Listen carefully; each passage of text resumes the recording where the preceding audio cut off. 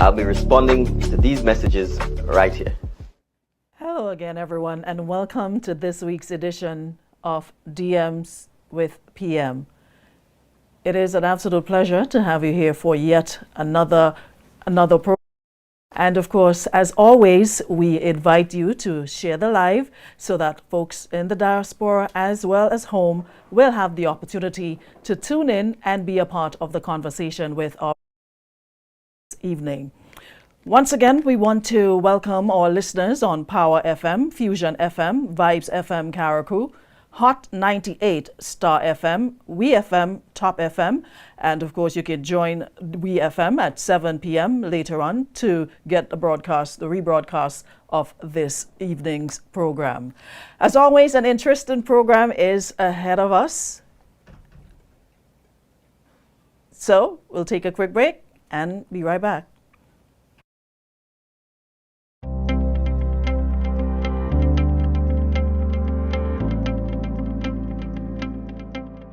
Welcome to the Cinnamon Model, one of the many stunning designs in Project 500.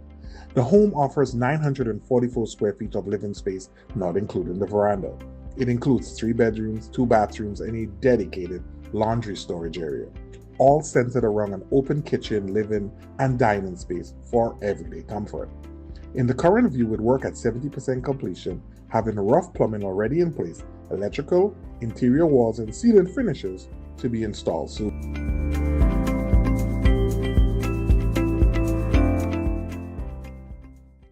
Mobility, a common theme woven into the very fabric of human history. From ancient wanderers to modern explorers, our instinct to move, to seek something greater, and to grow has always driven us forward. Imagine a journey into pathways of boundless opportunities and endless possibilities. A collective future where the vibrant rhythms of the Caribbean, rich culture, and welcoming community create unforgettable experiences. Beyond citizenship by investment, we believe in our collective investment of time, resources, and energy that fosters innovation, creates jobs, and enriches lives, driving the growth of an entire nation. The investment migration agency Grenada boasts over a decade of exceptional service and remains committed to guiding you toward global mobility and economic freedom through investment. Your journey becomes our shared story of progress and prosperity. This is an invitation to be part of something greater, something enduring. Begin your journey at imagrenada.gd. Grenada. Unlock the possibilities. Calling the CARICOM community, assembling Global Africa, the 4th edition of the Afri-Caribbean Trade Investment Forum. Active 2025 is coming to St. George, Grenada, this 28th to 29th July. Join government and business leaders, investors, and trade and finance institutions to explore the theme, Resilience and Transformation, enhancing Africa-Caribbean economic cooperation in an era of global uncertainty. Be there as we stand together to strengthen our commercial ties, to promote shared trade and investment opportunities, and unlock prosperity for Africa, the Caribbean, and the wider diaspora. The 4th Afri-Caribbean Trade and Investment Forum. Reserve your place now at active2025.com.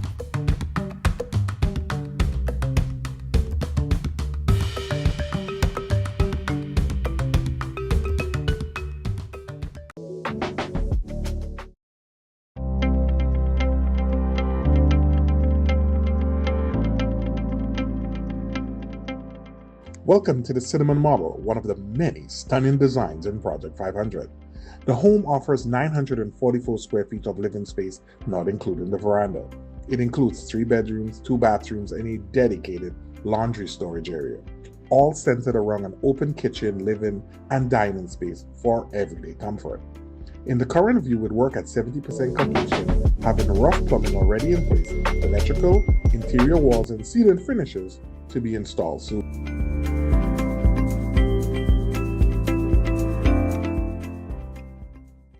Mobility, a common theme woven into the very fabric of human history.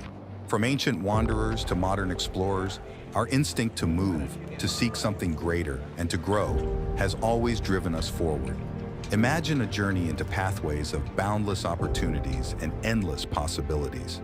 A collective future where the vibrant rhythms of the Caribbean, rich culture, and welcoming community create unforgettable experiences. Beyond citizenship by investment, we believe in our collective investment of time, resources, and energy that fosters innovation, creates jobs, and enriches lives, driving the growth of an entire nation.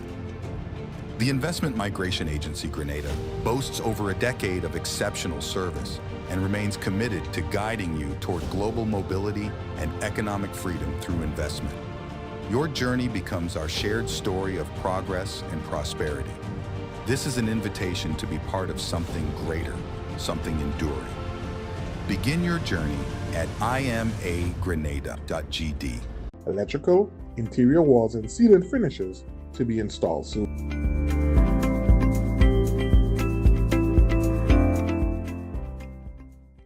Mobility, a common theme woven into the very fabric of human history. From ancient wanderers to modern explorers, our instinct to move, to seek something greater, and to grow has always driven us forward. Imagine a journey into pathways of boundless opportunities and endless possibilities. A collective future where the vibrant rhythms of the Caribbean, rich culture, and welcoming community create unforgettable experiences. Beyond citizenship by investment, we believe in our collective investment of time, resources, and energy that fosters innovation, creates jobs, and enriches lives, driving the growth of an entire nation. The investment migration agency Grenada boasts over a decade of exceptional service and remains committed to guiding you toward global mobility and economic freedom through investment. Your journey becomes our shared story of progress and prosperity. This is an invitation to be part of something greater, something enduring. Begin your journey at imagrenada.gd. Grenada. Unlock the possibilities. Calling the CARICOM community, assembling global Africa, the 4th edition of the Afri-Caribbean Trade Investment Forum. Active 2025 is coming to St. George, Grenada, this 28th to 29th July. Join government and business leaders, investors, and trade and finance institutions to explore the theme, Resilience and Transformation, enhancing Africa-Caribbean economic cooperation in an era of global uncertainty. Be there as we stand together to strengthen our commercial ties, to promote shared trade and investment opportunities, and unlock prosperity for Africa, the Caribbean, and the wider diaspora. The 4th Afri-Caribbean Trade and Investment Forum.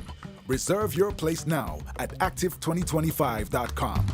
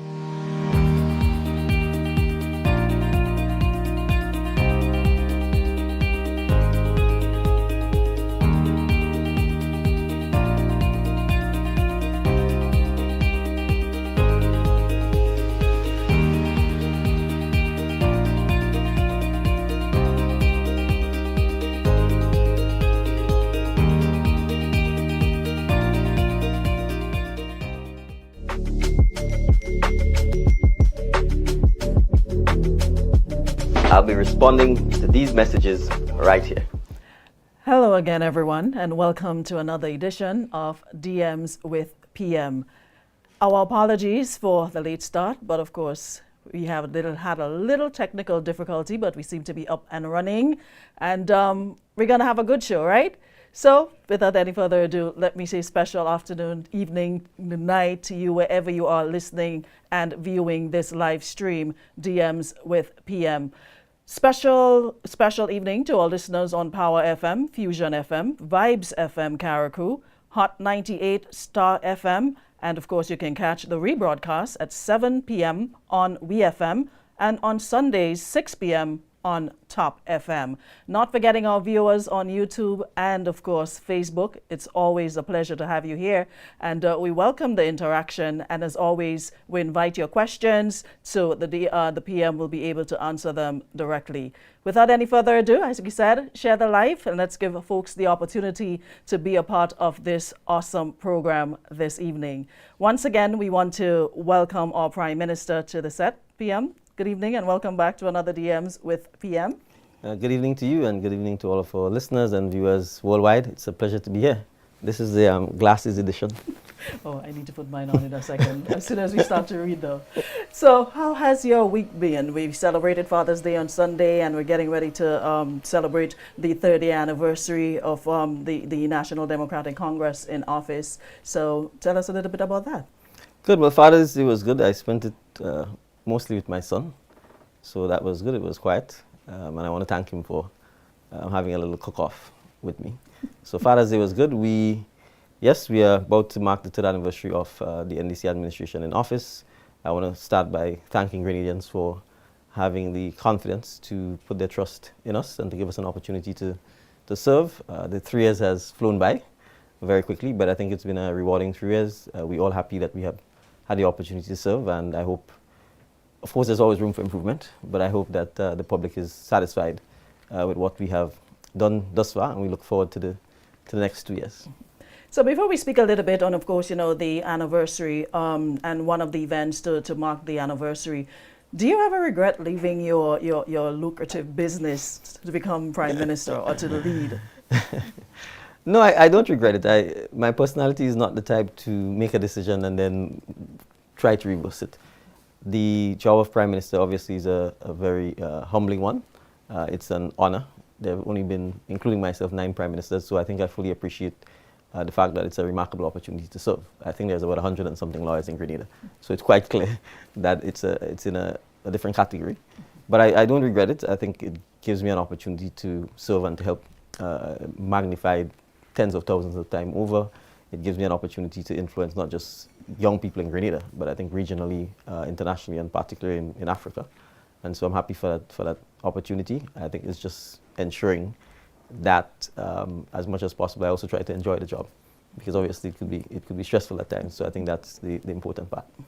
And I also realize you've been connecting a lot with your constituents, the folks in St. David, doing a lot of meetings, greeting, and what have you. What is the feedback like? What is the interactions like with the folks from St. David's? Well, we always promised them that we would be back and be back consistently. And I think for me it's important, particularly as we mark our 3rd anniversary, to go back to the communities, to go back to the villages, to go back to the community centers that we built and repaired, and to engage with the residents of St. David. That is the campaign we ran. We had a lot of town hall, we had a lot of small village and pocket meetings. We gave people the opportunity to ask questions, to engage. Traditionally, electioneering was always a one-way traffic, big rallies and you speaking to people rather than engaging and having a discussion with them. I think we reversed that through our campaign, and we want to ensure that we're consistent, that it's not a campaign gimmick, but that it's a consistent practice that we develop. And we think it's good for democracy. I believe those who wish to serve the public will imitate. If not, they're already imitating that approach, and we think that's good. We think it gives the public the ability to interact direct, to ask questions, to see people, to assess them, to judge them. Because in a big rally, the stage is way back, people come, they talk, people are drinking, there's a lot of noise, entertainment.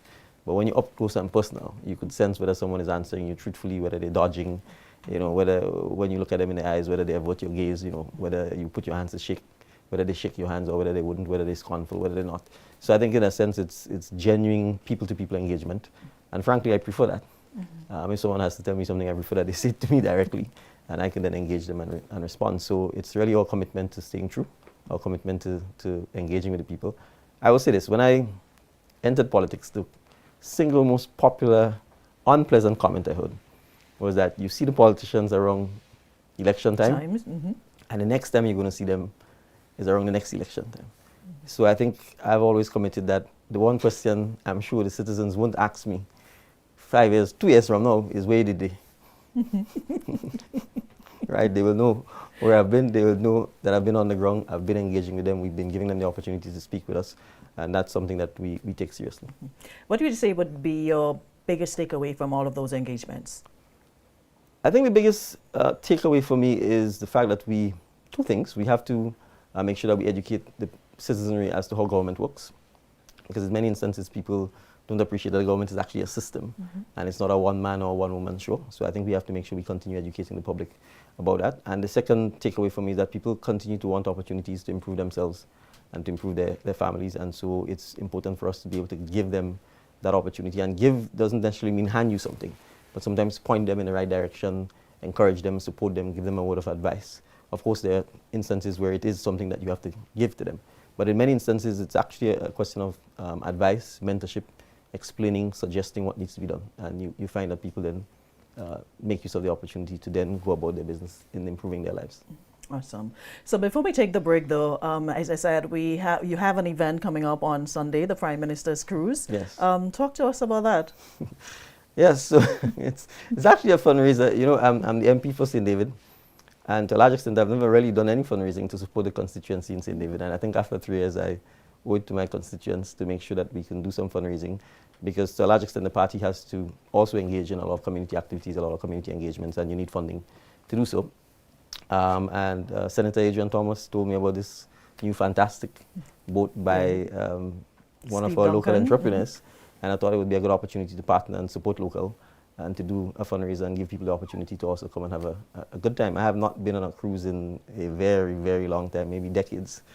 So let's see how I fare. No, you will enjoy, because I said the same thing when I went on the Ecstasy, and of course we have to say kudos to Steve Duncan for his vision. I think we really needed something like that, you know, and it's a place where you can go and have a good time. Okay, the ambience, everything, it's definitely on point. So all right, good. Next Tuesday we'll talk about that. We'll talk about that. So in case the tickets, if they're not sold out as yet, this is an opportunity to go get your tickets. It's a fundraiser. It's for worthy causes, obviously, because we use the funds to help support party initiatives and activities to support particularly disadvantaged persons in our communities. So we're happy to have a full turnout on Sunday and have some good, clean, wholesome fun.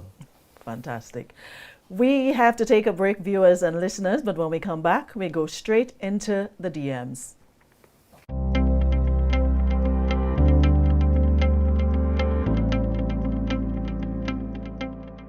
Welcome to the Cinnamon Model, one of the many stunning designs in Project 500. The home offers 944 square feet of living space, not including the veranda.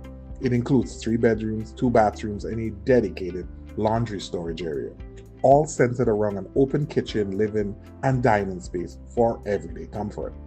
In the current view, with work at 70% completion, having rough plumbing already in place, electrical, interior walls, and ceiling finishes to be installed soon.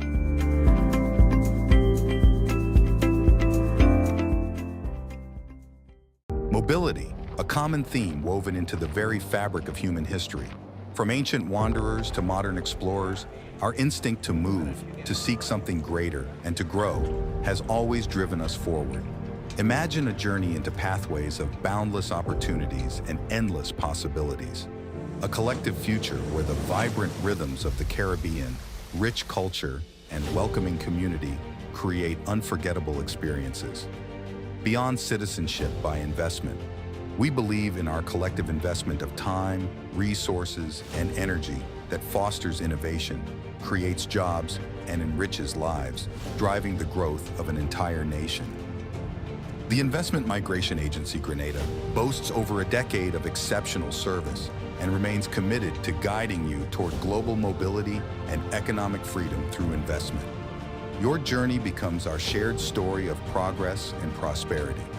This is an invitation to be part of something greater, something enduring.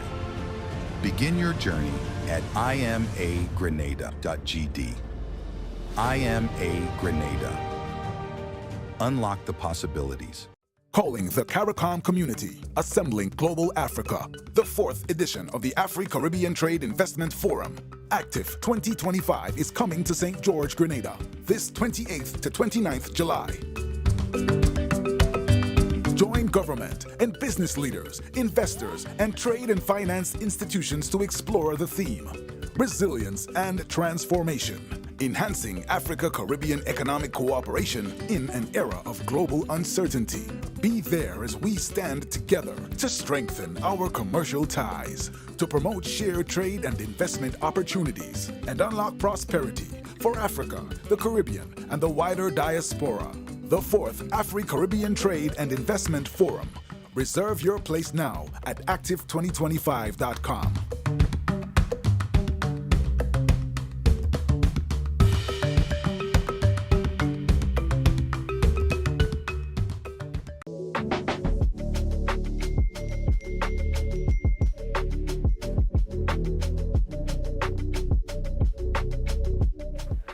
Welcome back again, viewers and listeners, to DMs with PM. And in this segment, we go down in the DMs.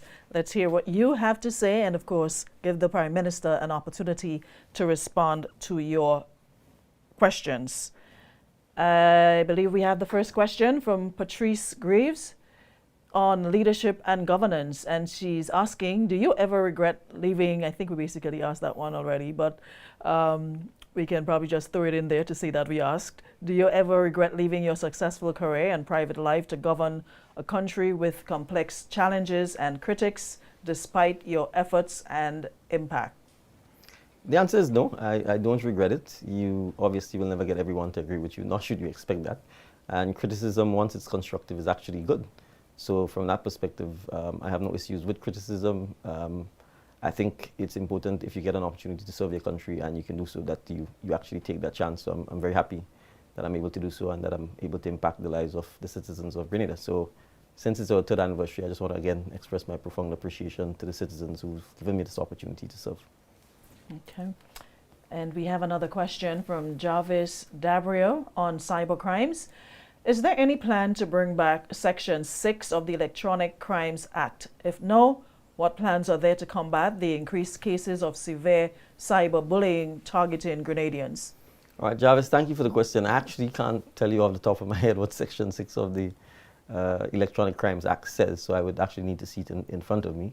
But from the remainder of your question, I take it you're concerned that persons are engaging in cyberbullying and there may be no either criminal or legislative prohibition against that. If that's the case, then obviously it's something that we need to look into. But cybersecurity, ensuring that people have a safe experience on the internet in electronic and digital spaces, is something that's critical. So it is something that perhaps requires a broader policy discussion and then actually the enactment of legislation and supporting enforcement to make sure that people don't get bullied or taken advantage of all the other cyber crimes that are likely to happen. We are working on, in a sense, consolidating and ensuring that the Ministry of ICT is up and running and that we have a digital transformation agency, which I think would allow us to address all of those issues. But those issues are work in progress and they're some way off. Okay.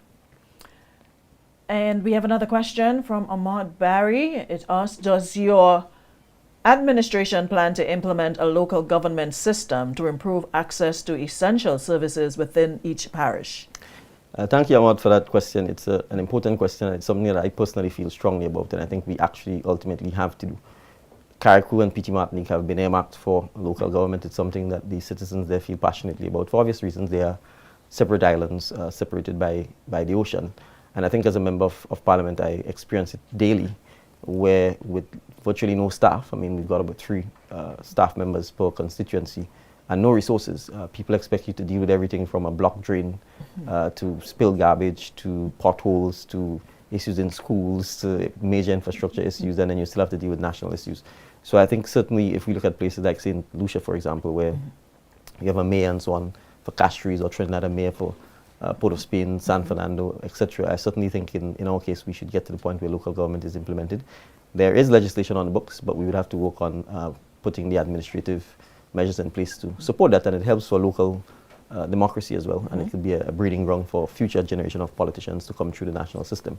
So it's something I'm deeply supportive of. It will require obviously a lot of consultation, but I think it's something that will serve governance in Grenada a lot better.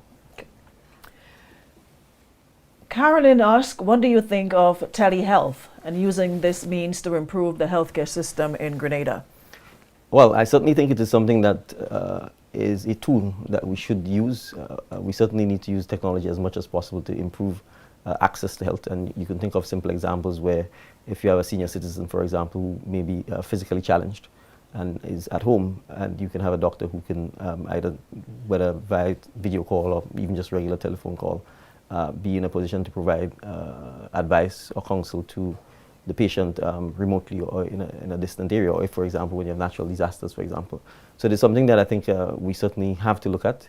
I know some members from the Ministry of Health have actually, for example, in Saudi Arabia, I was there myself, visited a virtual hospital where literally the doctors and the medical practitioners sit in front of a computer and they interact with patients remotely via that means. So the calls are done via video, the prescription of medicine is done virtually, they even use drones to deliver the medication. I'll give an example. So for patients who suffer from mental illness, there's a lot of stigma associated with mental illness, even in those countries. So you would find sometimes the patients are reluctant to go to the pharmacies in person and buy the medication. And so they use, in a sense, virtual, or you purchase online, and then they use drones to actually deliver the medication to the doorsteps of the patient. So then patients, it increases the chance that they will take it because they don't have to deal with the stigmatization and so on that comes with, from the prejudice and the ignorance associated with mental health issues. So I certainly think it is something that is worthwhile, and over time we have to implement. But that also goes for mobile medicine. During the COVID-19 period, there was a lot of that. But we tend to waste good opportunities. As soon as the emergency is over, we go back to the standardized care where everyone has to go into a medical facility or healthcare or medical station. So certainly those are things that I think we have to be very deliberate and consistent and systematic about to make sure that there's access to quality healthcare, particularly in the rural communities. Fantastic. Basil Bernard asks, St. Patrick has been branded as the historical parish of Grenada, yet still with so many historical sites, nothing is ever being done, at least to make some of these sites tourist attractions. Does your administration have any plans to develop some of these sites into tourist attraction sites? Thank you, Basil, for the conversation. As luck would have it, myself and the Minister of Tourism actually earlier today spent about an hour talking about this specific issue and how we can enhance community tourism within Grenada. So we accept that historically we've neglected a lot of our sites. I think you could even take Granitang as an example, or Leapers Hill in St. Patrick, a lot of the great houses that we have in St. Patrick, and you see that we have not exploited this. So this is something that requires collective effort. It's not, yes, the government could do it, but I think it's also important for us to encourage private enterprise and private entrepreneurship, because ultimately when you have that, people are driven by profit and they tend to be more efficient, they tend to be more effective and sometimes more consistent in preserving the sites and making sure that you commercialize the site. We have to appreciate that, again, if people walk into sites for free, then no revenue is being collected, and if no revenue is being collected, then you can't reinvest in the site. You can't have bathroom and toilet facilities, you can't have trails, you can't have guides to explain the history of the site or what it is you're seeing. So we do recognize that we've promoted tourism, but we have not spent a lot of time on making sure that when the tourist is here, that there are attractions and sites and community tourism that they need to go through. So the Ministry of Tourism, since last year, started piloting grants for community tourism. That is something that I think will continue. The Grenada Tourism Authority is also keen on making sure that more investment takes place in that area, even in simple things like maintaining the trails, the hiking trails and so on. So some of that has to be done and done consistently. In Parliament today, we passed legislation to allow for the Grenada Tourism Authority to collect a service fee for people entering, for example, the Molyneux Underwater Sculpture Park. Because again, people just go in. It costs money to put the sculptures there, it costs money to maintain it, and we have to be able to collect revenues to make sure that we can continue servicing it and building more attractions and taking advantage of the attractions elsewhere as well. So specifically for St. Patrick, I think both MPs for the East and West are keen to see more commercial activity in St. Patrick. So I'm sure that under the Ministry of Tourism, more investment will be made in those sites, assuming the sites, again, are sites that the government has access to. Sometimes we say it's a historical site, but it's private property. So it will require partnership between the government and the private property owners in those instances where the site is in private hands. What about training for the tour guides, etc.? Because I heard a tour guide saying something to a tourist not so long ago, and I was wondering which country he was speaking of. It was really inaccurate. So, in terms of training for those who take, the tour, especially around the cruise ship season. So there are two types of training that has to take place. I would call it the training in etiquette and courtesy and service, and that has been ongoing. I know for a fact, for example, that Sir Eddie Frederick has been retained by the Tourism Authority to train a lot of the taximen, tour guides, and so on. But we also need to make sure that there is what I would call substantive training, because, for example, if you are going to give a tour of our forts, you must, in fact, know the history of the forts. So it therefore means you have to go back to school, and the actual knowledge has to be given to the tour guides to make sure, and they have to be certified. And frankly, before you can do the tour, because then, as you said, you'll be giving misleading information. So I think that part of it, a lot more needs to be done in relation to that aspect. And that's where I think the real hospitality schools come in. Because we think of hospitality only as, frankly, etiquette or service training. But if you're going to be a tour guide, you should actually be certified as a tour guide, and you should be able to make your living from being a tour guide. And so you should be motivated to want to know everything about the forts, or everything about the historic building, or everything about the historic Tongue of St. George from when it was originally formed, where it was first formed, those kinds of things. So I think we have to do a lot more work in relation to that, and I think our education system has to actually reflect a lot more of that, because, pardon my ignorance, and I'm not so sure that those things are actually being offered now, where you can actually get a proper certification as a tour guide, not just in terms of service, but actually being able to say you as someone who would have passed a clear history test of St. George or Fort George, or that Fort Matthew, and those kinds of things. And I think that is where we need to pay a lot more attention to improving the quality of the tour guides. Yeah, because hearing Eric Gary's name being used for Maurice Bishop, it was like, oh, okay. We have another question. This person here is asking, how can we apply for solar lights for Plains area? All right, well, you've just applied. So if there's a need for solar lights in Plains, I will certainly let both MPs, but I think Plains would be in St. Patrick East. So I will let Minister Hon and his team from the Parliamentary Office know, so that they can then provide that information to the Ministry of MIT, because MIT is the one that's doing the program, so that once there are lights on island, they can be installed at the appropriate places. So for the person who sent the message, perhaps we can ask them to offline give their contact details, so that we can follow up to find out where exactly in Plains there might be a need for lights. We have another question here. Are there any strategic steps your government is taking to diversify Grenada's economy beyond tourism and agriculture, particularly through innovation, technology, and renewable energy sectors? Thank you. I think a similar question was asked last week. So I could just talk, I think, about renewable energy. I pointed out that we are investing currently in a geothermal site. Currently, that project is ongoing.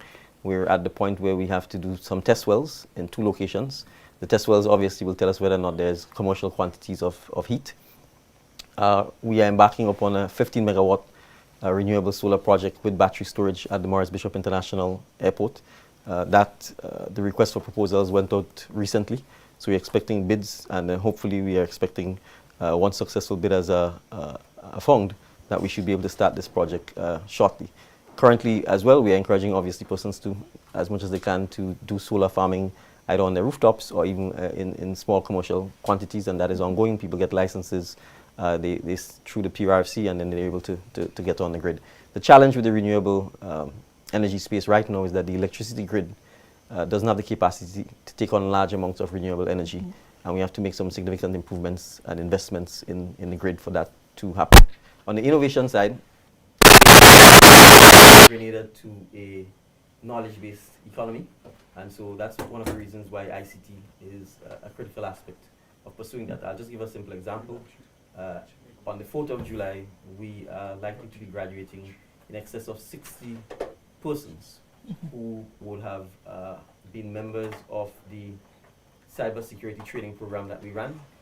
That training program allows them to become cybersecurity workers and to be able to provide cybersecurity services in Grenada regionally and internationally with international certification. All trained in Grenada, and they don't have to leave Grenada. The whole idea is that once you have a computer, broadband, high-speed internet, you can then sell your services to the world. The supplier who did the training and who's also responsible for the job placements sort of give an indication of the kind of salary ranges that you have for cybersecurity persons, from starting salaries of 3,000 US per month to 180,000 US per month. Okay. So we did this as a pilot because obviously we want to ensure that persons can get the jobs. If they do get the jobs, then it allows us to invest more in those sort of areas. But we've also been receiving a lot of proposals, not just for cybersecurity, but for a number of areas where we can actually look at enhancing digital skills that are marketable, that persons can then, once they submit to the training, to the education, they can then immediately go out and become employable. So these are some of the areas that we're working on, and we intend to do more and more of that. Because we have to prepare our persons for the next generation of jobs that are available. Fantastic. Viewers and listeners, we have to take a quick commercial break, but when we come back, we have some DMs from the street, and we continue, of course, with your calls right back after this.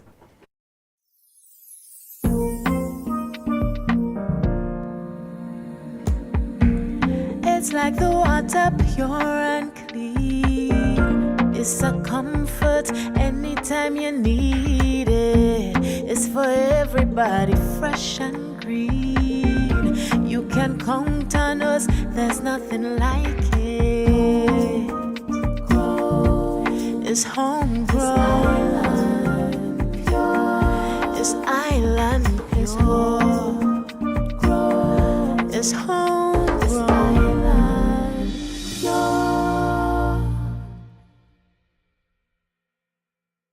Mobility, a common theme woven into the very fabric of human history.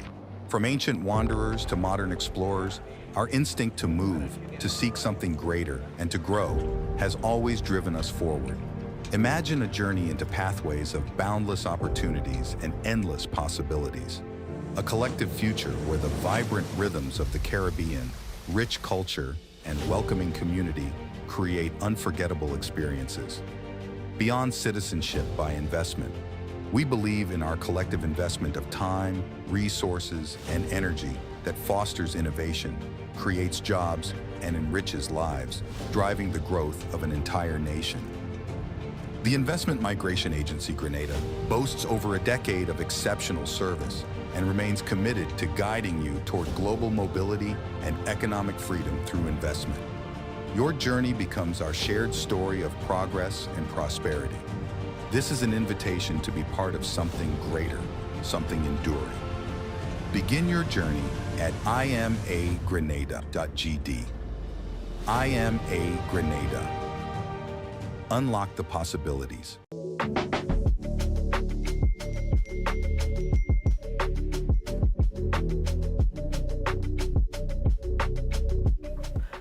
Welcome back once again to DMs with PM. And we have your DMs from the street, so we'll go directly into that, and of course we'll come back with your calls.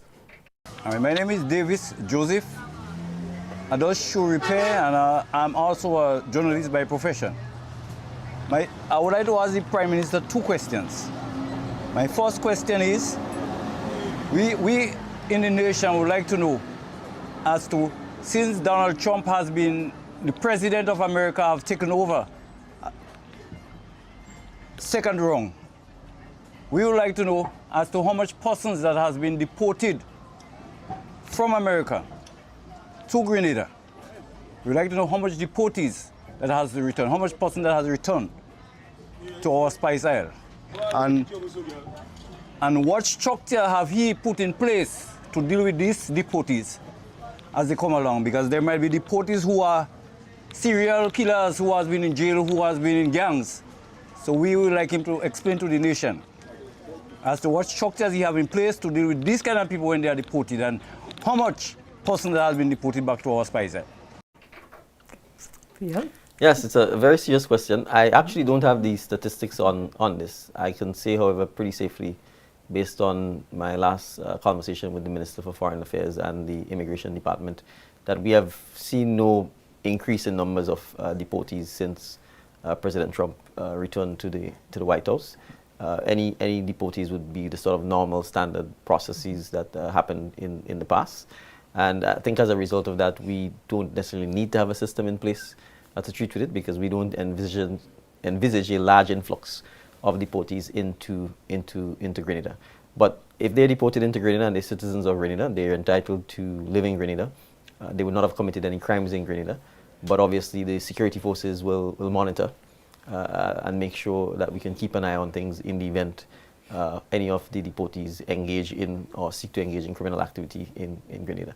So I want to assure the caller that as Minister of National Security and that the police is quite vigilant, the immigration authorities are quite vigilant, but there has not been any necessary uptick in deportees since Donald Trump came into office. Okay. We have another DMs from the street. Hi, my name is Shariah Roberts, and my question for you is, if you had to implement a new law today, what would that law be? Well, we actually implemented 2 new laws today. So I will tell you what these 2 new laws are. We passed in the lower house of Parliament today the Bank Holiday Amendment Act. What in reality this did was to fix the 1st of August as the official day to recognize our Emancipation Day holiday. We've had the first Monday in August as a holiday, and we've styled it Emancipation Day, or many people more popularly know it as Rainbow City Weekend. But the 1st of August is the throughout certainly the British speaking Caribbean, the date where legally the slave trade, as well as the slave trade was abolished earlier, but the slavery itself in Grenada and the British speaking Caribbean was legally ended. And it's obviously quite important for us to mark and observe this day, because it has enormous importance for us as human beings. We don't want to ever forget the fact that our ancestors were treated as private property to be bought and sold and traded and abused. And we think it's important to make sure that we don't let this day simply sink by as another day. And so that's one of the bills we passed. And then the second bill we passed was, in fact, a bill to give the Grenada Tourism Authority the right to collect fees from things like the Underwater Sculpture Park and other tourist sites so that we can maintain the sites. If I had to pass a bill today, I would probably pass a bill that completely restructures how government works. So I will leave it like that. Okay, we'll take care upon it another day when we have more time. But for the purpose of clarity, the 1st of August holiday, that means the Monday is no longer the holiday. The first Monday no longer the holiday. That's correct. It will be the 1st of August. Okay. We have another DM from the streets. My name is Jamoy Donald, and I'm from the TAMCC Automotive Service Technology Department. And the only thing I find we could get better in the garage is a new lift, or perhaps fix the lift, and better tools and equipment, because after our recent expo, I realized a lot of us had to bring in our own equipment. And for a school that's supposed to supply, I find we could get a little better in that field. I agree with him, and I hope the principal of TAMCC, as well as the team at the Ministry of Education, is listening to the comments of our students, because we talk about skills and we talk about technology, but we have to ensure that we actually invest and provide the tools that are required. There's no excuse when it comes to those issues, because automobile technology is changing and changing rapidly. I don't know whether we have an electric department there as yet, but we certainly should be focusing on ensuring that electric vehicles and the maintenance and repair of electric vehicles, including batteries and so on, becomes a priority at TAMCC. TAMCC should be the, I wouldn't even say cutting edge, the bleeding edge of tertiary level institution of the highest quality in Grenada, because that's where our leadership should emerge. And so I hope the recommendations of the student is paid attention to, and I will certainly do my part to advocate for that. And I know skills training is something you're very passionate about as well. Yes. Okay. We have another, we have our final DMs from the street. My name is Diana Joseph, and I am a student from TAMCC, currently studying biology and math. And my question to you is, why is it that students like us who just finished college and is looking for a job has to have 2 years plus experience? I don't think it's fair, because we are just finishing school and most departments don't have job training, so most likely we wouldn't have experience. Thank you. That's an interesting observation, and one that I agree. I think too often experience is frankly overrated, and you can only get experience by getting a chance. So while oftentimes employers may ask for experience, I hope, given the youthfulness of our population, given the fact that I hear so many employers talking about the unavailability of labor, that for students who are coming out of TAMCC and who've passed their exams and have the credentials, that more opportunities will be given to them to start. But I also think she made a valid side observation, which is the question of apprenticeship and internships. And we need to encourage more of that from even secondary school at times, because for instance, most secondary schools just close for the summer. No attempts is made to formalize, for example, any sort of internship or training or apprenticeship periods during the summer with any of our businesses or even the government. So I think this is something we also need to look at, because at the end of the day, while obviously the teachers need a break and the administrators need a break in life, nobody gets 2 months off to do nothing, and then Christmas off, and then Easter off. So we also have to make sure that as our students get older, that we train them for the real world, because in the real world, you generally work 11 months out of the year if you are lucky.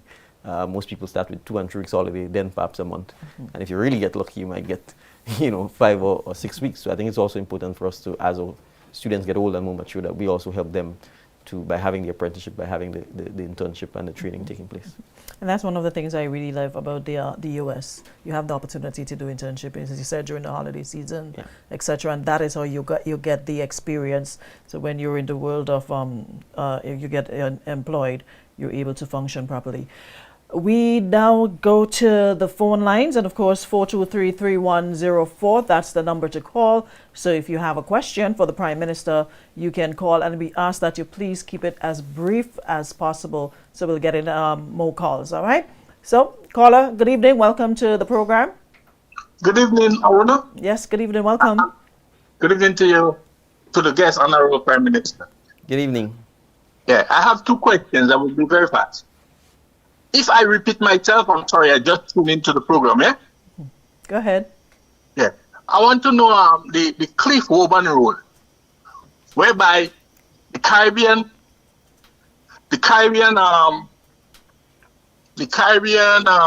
Consolidated Contractors Company, CCCI, they were given a contract. I would like the Prime Minister to go more in depth into what the present situation with that road and the contract been given to the contractor there. Okay. And also the Kawana Bay resort, I would like him to explain more to the public what is happening there. I know they had made some deal with the owner of Silverton, Suarez. So could he explain the amount that was paid to Suarez for the place, and also the part by the Camahan Park there? I know they make a deal with him for the Kawana Bay.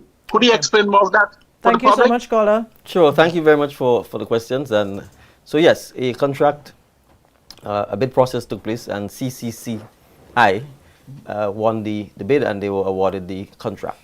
The work initially commenced, I think, on around April of last year. Contractually, the work is scheduled to be completed on around the 23rd of September.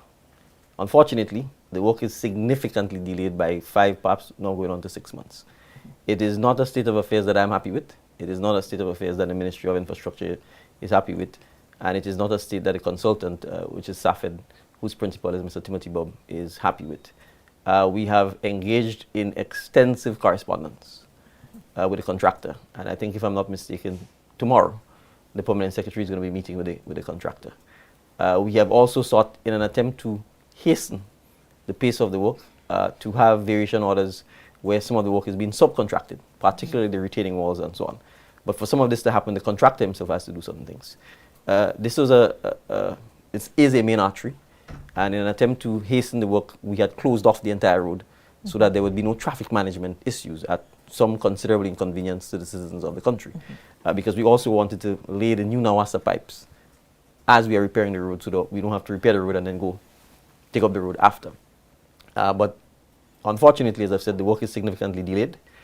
We are seeking to do everything to hasten the pace at which the work can be done, because we do recognize the rainy season is upon us. And as you can see, there's some massive retaining walls that has to be constructed. And if rains fall significantly, it will again further delay the work. So I certainly expect that by the end of the month, I will be in a position to give the public a further update as to how we intend to proceed to try and accelerate the work at the cliff. On the Kawana Bay site, so as you may recall, when we got into office, we were faced with a huge $100 million arbitration claim by the former developer at the site against the government and people of Grenada. We negotiated with the former developer, settled the matter, and reacquired the entire site. We have since entered into negotiations and agreement with the JDC group, which is the Silver Sands group, for them to acquire the site for the purposes of finishing the project, because it's clearly so high. The group has to pay us $8 million US. We will give them a lease of the site, and they will then complete the development of the site as part of a CBI project. And in exchange for that, their land on Grandans Beach that was immediately adjacent to the Cameron Park, they've agreed to surrender this land back to the government of Grenada. And as you know, we've earmarked this area to remain under government hands for future development as a National Heroes Park, or at least some sort of park to enhance the green amenities that we have in the area. So we are anticipating that before the end of the year, work should commence by the Silver Sands team on the site. They have been in negotiations with their financiers to obtain the necessary financing to do so, and I think from a construction logistics point of view as well, they're also hoping to expand the current Silver Sands site. In fact, if you drive by now, you would see the piece of land immediately behind the wall adjacent to the main road that is Silver Sands, that has recently been cleared, and I think they intend to do some expansion works there, as well as to expand the beach house Silver Sands that they're doing. So I expect that certainly by the last quarter of this year for construction work to commence. We have another caller online. Good evening, caller. Welcome to the program. Please be brief. Good evening to the Prime Minister. So I'm calling from Caribou. I have two questions for the Prime Minister. Number one, when will we ever see the name Caribou and Pitimatic on the passport cover? And two, with the heightened rhetoric in Trinidad and Tobago, what advice do you have for students like myself studying down there? Thank you. Good night. Hi. I'm not sure what the heightened rhetoric in Trinidad and Tobago is, so the caller may have to either call back to explain that. Unfortunately, the issue of the name Carriacou and Pitimatic on the passport was already ventilated and decided. It was part of a referendum. The citizens of the country voted no in favor of the change, and the Constitution establishes the state of Grenada as Grenada, which includes Carriacou and Pitimatic, because Carriacou and Pitimatic are parishes within the state of Grenada. While geographically they're islands, legally they are parishes within the state of Grenada, and the opportunity to include the names was regrettably lost when the citizens voted no in the referendum. So the only way this will change is via referendum again. But you also have to respect the wishes of the people. If it was put to them and they voted no, I don't know that I have the confidence that I could single-handedly say put it to the vote again and be able to persuade people. But this is something that I guess we could continue having conversations about. And if there's a general sense that the overwhelming majority of Grenadians favor it, I guess if it goes back to a referendum again, then hopefully they will vote yes this time. Okay. We have another caller online. Caller, good evening and welcome. Good evening. Prime Minister, your government announced in December 2024 that the national maternity leave would be expanded via labor code reforms by Q1 2025. And as of June 2025, Grenada's law still only mandates 12 weeks, that's 40% pay. So when exactly will this reform pass Parliament, and will it deliver the 16-week promise to all Grenadian mothers? So thank you for the question. I think this was asked on a previous show. I have to speak with the Ministry of Social and Community Development as well as the Attorney General's office to get an update as to what, if anything, is the reason for the delay and the timeline. So I would certainly ask the producers to make sure that next week I can come back with answers on that. Back to the phone line. Good evening, caller. Welcome. Yeah, good afternoon, Mr. PM.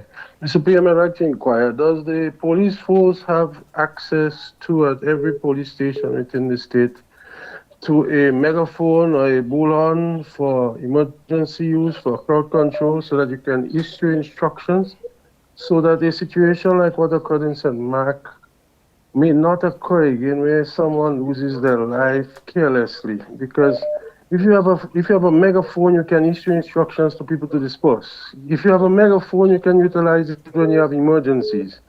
For example, hurricane, earthquake, storm, many other things. So I'm just inquiring.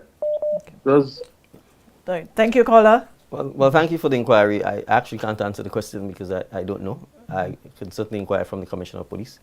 And if that's not the case, I think the recommendation of the caller is worthwhile, and it's something that I think we can certainly look into. Okay. So thank you for the suggestion. Caller, good evening. Welcome to the program. Hi, good evening, everyone, and good evening to the Prime Minister. Good evening. My question I spoke to the Minister of Health about maybe about a year ago. I do appreciate everything that we are hearing about Polaris and all of that. I'm very excited about it. However, I do feel as if in the Ministry of Health, there are some very low-hanging fruits that we need to address. For example, for example, in Grenada, we do have a lot of persons that maybe not as exposed. So some of the fields in the health sector, they may not be aware. So, for example, you have radiologists, you have sonographers, the NICU nurses, all of these stuff. I had asked if we could put out a list of the specialties that we need in the Ministry of Health. And the Minister of Health said that they were working on it and it was going to be put out any minute now. It's been almost a year and we have not seen that list. What is this problem? Why we have not seen the list to encourage persons to say, hey, instead of you just doing nursing, dentistry, doctor, here are some other fields that we need. I also asked that we work on sending some persons to do some short courses like the radiographers. For example, in Maribor, we have the X-ray machine, but we don't have the radiographers to read the machine. So then we're still taking 3 steps back. And my last point, oh my God, it slipped me. But anyway, yeah, that's it for now, because my last point just basically slipped me a while ago. Thank you so much, caller.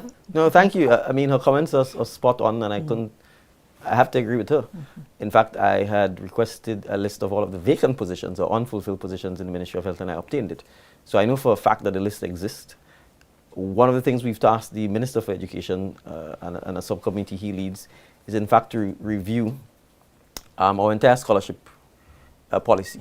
Because too often, our scholarship policy as it stands now, in which we inherited and which we've continued, but which must change, is that we are reactive. We wait for someone to come and ask for scholarships, or we obtain scholarships which are given to us by foreign universities.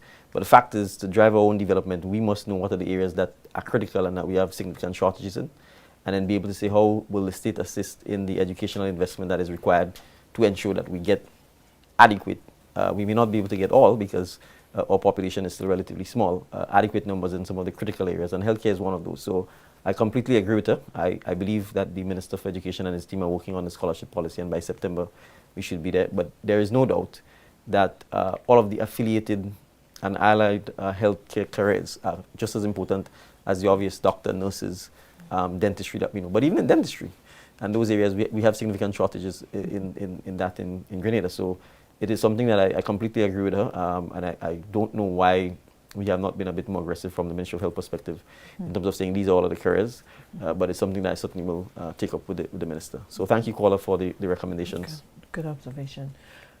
Caller, good evening. Good evening. Welcome. Good evening, Mr. Prime Minister and Aruna. I just want to raise an issue with regards to the official residence of the Prime Minister. Last week someone spoke about it, and I think that the government should actually reconsider or do an evaluation as to the actual location of that residence. From a security standpoint, I think is a nightmare. Right? So I think government should actually look at the whole question of a different location for the residents of the Prime Minister from a security standpoint. Because in recent times there was a social somebody on the social media actually came out to say that he was contracted by a member of the lower house to unalive a member of the upper house. So leadership is important, so the security of the leaders of our nation is critical.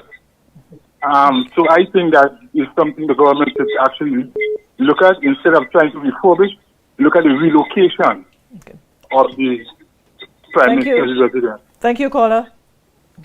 Well, thank you. Security is for the Commissioner of Police and his team, not necessarily for me. To be honest, I don't worry about my own security, I think. So I'm not discounting what the caller is saying, but I think for me, it's really a question for the Commissioner of Police and his team to assess and to determine. I would say, though, just from an education point of view, there are, in fact, at least 2 or 3 access to the Sanssouci official residence of the Prime Minister. And I think if you recognize the Parliament building is actually part of a much larger compound, if you take all of it in its entirety, you'd have the old Governor General's residence, you'd have the Parliament building, and there is, in fact, a road from the Parliament building that leads to the Sanssouci area. It's just never been officially used. So I think if persons are worried about, for example, the narrow Sanssouci road and so on, you actually don't have to use that road at all. Perhaps only for an emergency if necessary. But there are other alternative access.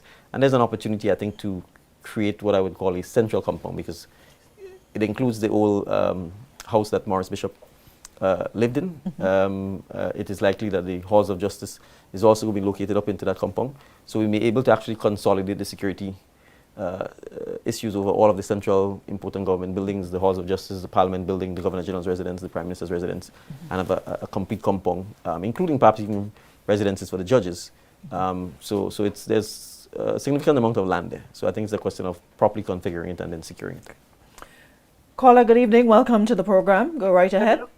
Good afternoon, Aruna, and good afternoon to the PM. Good evening. PM, I want to ask this question concerning this CBI. What changes are different you all organizing that program than different to the last administration? Because I know that program started under the last past administration, but it sounds like if this program so evil now. So I just would like you to explain what changes you all make it do to it that cause it to be so bad now. Thank you. Thank you so much, caller. Well, thank you, caller. I think she was being sarcastic. To be honest, we have done nothing more than improve the program. The program is headed by a CBI committee that is made up of highly reputable persons of significant integrity. The chairman is the chair is none other than Richard Duncan. We have Mr. Dion Moses, who's a former banker, and a number of other persons who lead the committee. The CEO, Mr. Thomas Anthony, is a well-known, well-reputed chief executive officer in that space. He worked previously in the banking sector as well as for due diligence companies. What we have sought to do actually is to make the program as recently as this year. We've sought to have Cabinet approve special incentives that will facilitate more Grenadians getting involved in the CBI program so that we could leverage investment for the development of Grenadian businesses. We have sought to make sure that we educate Grenadians about the program. The CBI committee has been marketing the program. As you can see, the IMA, which is an ad running on this show, is actually helping to sponsor shows, helping to sponsor sporting activities and events throughout Grenada. I think they help with the character games. The funds are being used for development within Grenada. A number of roads and so on have been funded using investment migration. So all we've sought to do, frankly, is to enhance the program, to make sure that the program benefits Grenadians even more, and will continue to do so. One of the things that is regrettable about our style of politics is that when we're in government, we like something. As soon as we're in opposition, we dislike it. So we have to be able to we have to be able to be consistent and to be honest. The CBI industry was started in 2013 by Dr. Mitchell's government, and it has continued. I would actually give them some credit by saying I was highly skeptical myself when they started the program that they would run it properly because of the past track record with the offshore banking area and many of the scandals that plagued us and had terrible consequences for the banking sector in Grenada and for visas being imposed upon us to go to Canada and so on. But I will give them some credit. They did a decent job between 2013 and 2022 in managing the program, and we sought to do nothing but enhance and improve the operations of the program and to ensure that Grenada's reputation remains intact and to make sure that more Grenadians benefit from the investment migration program, which is why we've even changed the name from CBI to investment migration. So while we're on the CBI talk, in recent times we've seen reports making the rounds from the US about countries with CBI travel bans being implemented on them. What is your take on that? Well, our ambassador in Washington actually attended a meeting this morning. We have not yet been debriefed, so we will get an update from him as to where that is. You know, I think we have to appreciate that, you know, that the new administration in the U.S. is not yet a year in, and I think we've seen their style. You know, it's attack, counterattack, it's do then withdraw. It's quote unquote the art of deal making, right? It's constant, never-ending negotiations, and I think we just have to be prepared for that. That policies that may impact us in the Caribbean, we have to be prepared to negotiate, to educate them, to explain to them when it's harmful, when it's beneficial, to encourage them to engage in it. So it's just part of, I guess, geo-global politics that we need to treat with. So we are not yet even sure whether this list is authentic, whether it's true. Grenada is not on the list, but I don't think it makes a difference if St. Vincent is on the list, if St. Lucia is on the list, as if Grenada is on the list, because to a large extent the Caribbean is viewed as one space. Okay.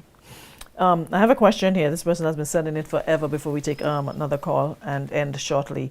This person here is asking, are there any plans to do a reform of the taxation system that may seek to reduce the threshold and institute different brackets, or to have incentives based on the amount that one contributes as it relates to taxes? The answer is at this point in time, no. The tax system has been constantly evaluated, however, because we always have to make sure that we have a fair tax system and that the burden is shared equally as much as possible amongst the citizens. So the challenge is, I know sometimes people focus a lot on things like income tax, but it's a small portion of the population that actually pays income tax, because anyone under 3,000 per month is exempt from income tax, right? And and a large percentage of the working class don't make $3,000 a month, and therefore they don't pay any income tax, but they pay VAT, right? Anyone who's buying almost anything in Grenada pays 15% VAT. So as it stands, in a sense, that burden is shared by anyone who's a consumer in Grenada, whether it's electricity, whether it's water, whether it's even things like garbage collection. The VAT is being used to service a lot of the government system. So, you know, obviously customs duties is probably the next significant one, again, because we import a lot of things, and I know, including myself, your instinct is to want to pay less and less tax. But we also have to recognize that it's the tax revenue that is used to fund everything that the government does. And the more we want the government to do things, is the more revenue the government will have. So in a sense, if we are able to withdraw some of the areas that the government is involved in, and if we can empower more of our citizens and grow the economy through the private sector, then obviously it provides an opportunity for us to have less taxes and in a sense less government services. But I mean, the government is involved in every facet of our life, in my view, sometimes even too much so. And as a result, it therefore needs a tax base to be able to do that. But I'm all for simplified taxes, easier ways of paying the taxes and trying to be fair as much as possible with the tax burden. But those things are complex, and you always have to be constantly evaluating it to make sure you're making the right decisions. We have a call online. Caller, good evening. Hi, good evening. Go right ahead with your question. Right, so my question is a two-part question. Is there anything in place for the hardworking auxiliary staff and the rural constables of the RGPF to upgrade to constables? And if yes, how soon would that be? All right, the caller was a little muffled, but I'm getting it. She's asking if there's any opportunities for rural constables to upgrade to constables. The answer is yes. The police are always recruiting, and I would think from a where to look perspective, you know, certainly when you're looking at constables within the force itself, the first sort of almost inevitable place to look at is to look at rural constables and to see what are the opportunities there for some of them to become constables. But I would also have to be honest and say the mere fact that you're a rural constable doesn't guarantee that you'll become a constable, because you still have to meet the criteria that is set out for constables, because in a sense rural constables and as part of what is called the reserve or auxiliary force of the RGPF. But I expect that in a short order the police will perhaps be engaging in another round of recruitment, because you have a lot of police officers who are retiring and so on. There's a whole generation of officers from around 1984, after the collapse of the revolution, who've served. So you're looking at a 40-year span, who probably joined the police force at 18, 19, 20, and they're all sort of retiring. So there are certainly opportunities for some significant recruiting to fill those positions. So hopefully those who are rural constables will get that chance. Okay. Viewers and listeners of DMs with PM, we have to take a short commercial break. When we come back, about time to leave. We'll be right back.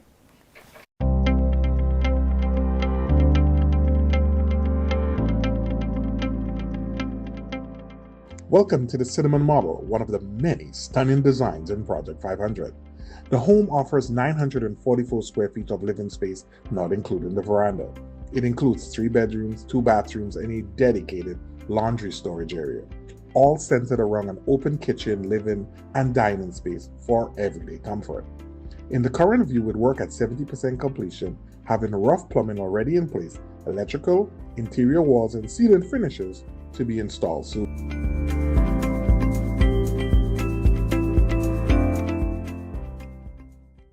Calling the CARICOM community, assembling Global Africa, the 4th edition of the Afri-Caribbean Trade Investment Forum.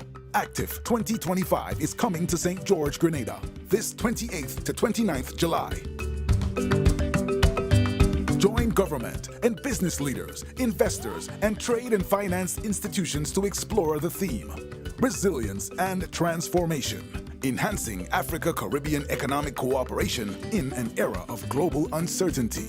Be there as we stand together to strengthen our commercial ties, to promote shared trade and investment opportunities, and unlock prosperity for Africa, the Caribbean, and the wider diaspora. The 4th Afri-Caribbean Trade and Investment Forum. Reserve your place now at active2025.com.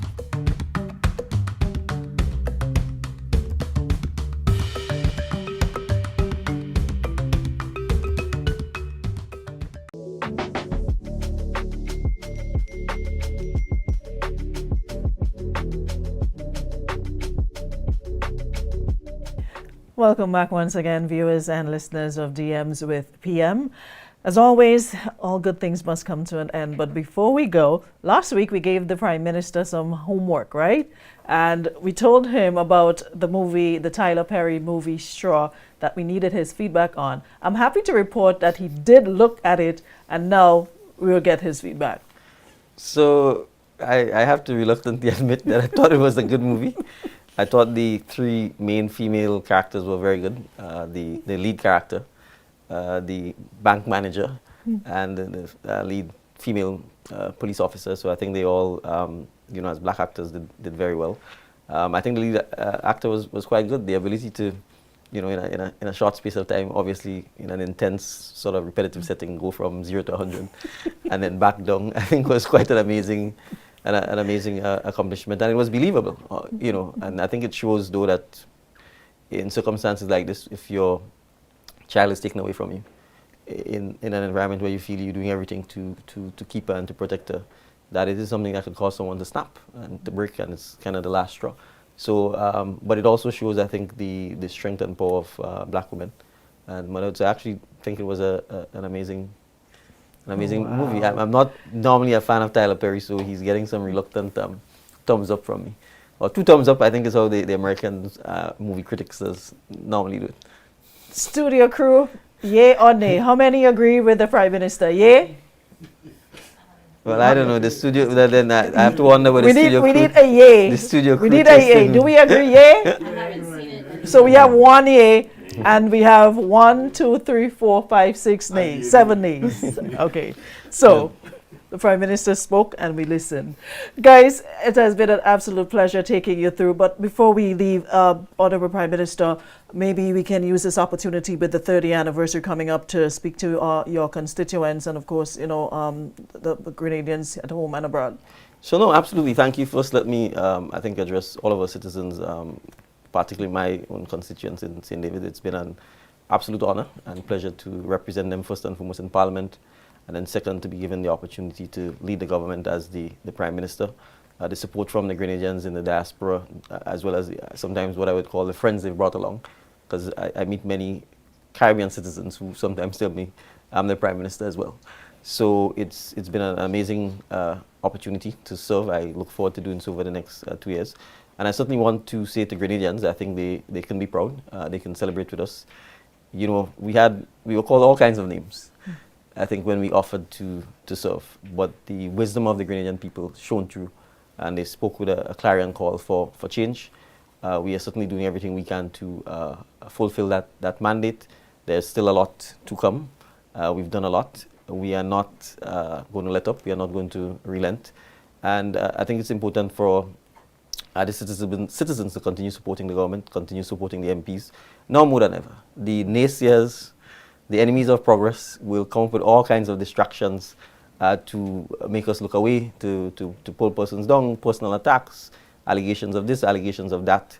But at the end of the day, I think Grenadians can judge for themselves whether people care about them, whether they're hardworking and respectful and humble, and whether they mean the best for them. We may not always get it right, but I think, as I said, we are not afraid of criticism. That's why we subject ourselves to the citizens in the town halls, in the village meetings, in the community meetings, by walking the streets, by going on the block, by doing a program like this. I could be wrong. I don't know that there's any Prime Minister who submits himself to the calls.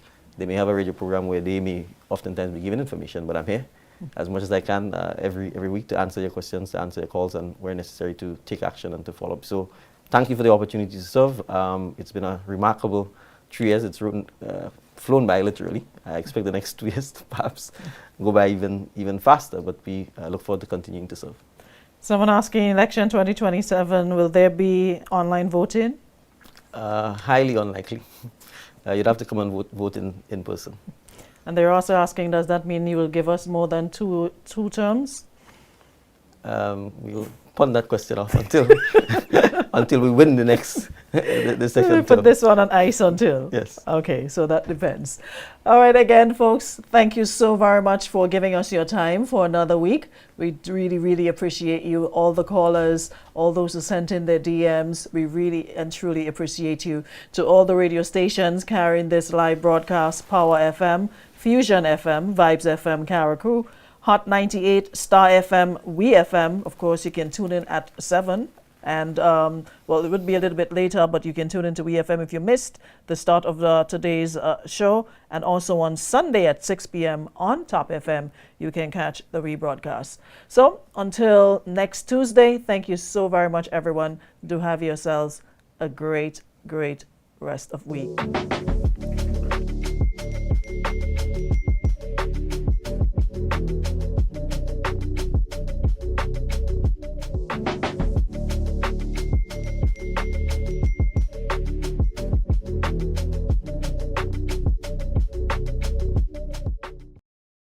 Thank you.